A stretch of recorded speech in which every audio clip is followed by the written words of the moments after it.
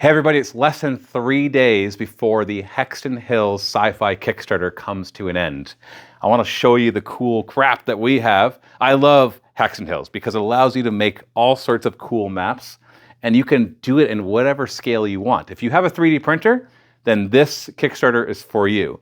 We will be doing 3D printed later, but this is really right now just for people with 3D printers. And so what the Hexton Hills line of products are exactly what it kind of sounds like. It's a bunch of hexes that you're able to use to create maps. And this is useful for role-playing games, for narrative campaigns, or just for making cool stuff that you want to hang on your wall.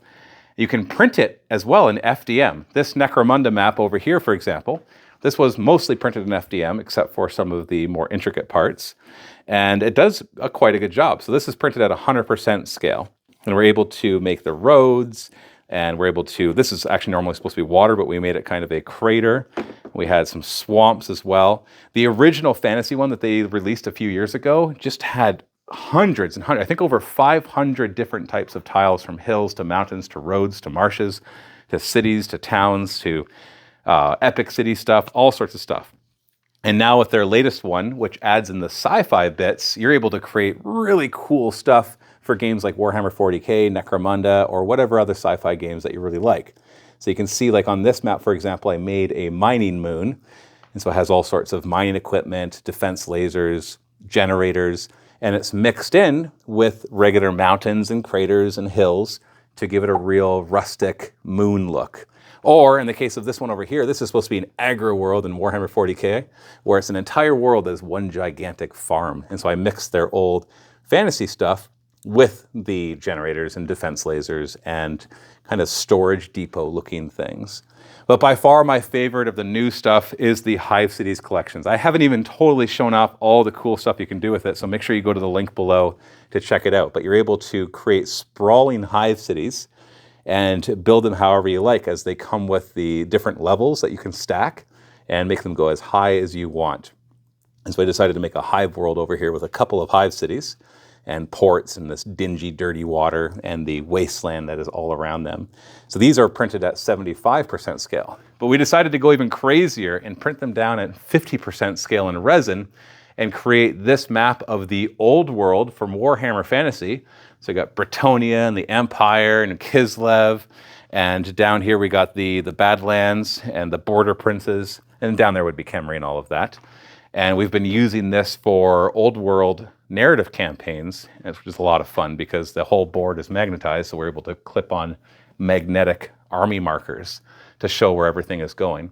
This one has thousands of tiles that were all printed and then very carefully glued to this whiteboard by Adam from Greenleaf Terrain, and then he painted it all up to make this beautiful, beautiful map, which just brings these campaigns to life. Do you need maps in your role-playing games and your war games? Absolutely. Do you really need them?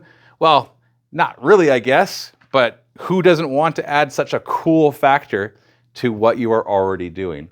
Especially for role-playing games. I think that's where this shines the most. It's great for narrative campaigns, at least I find so, but role-playing games where you're already doing hex crawls and tracking where your players are and random encounters as they go through the forests or the mountains or as they come across a village or an ancient ruined fortress, can just kind of picture that, and having different rules for when they're in the forest versus when they're on the plains, and what kind of enemies they'll come across, and when they have to cross the mountains, how hard that would be.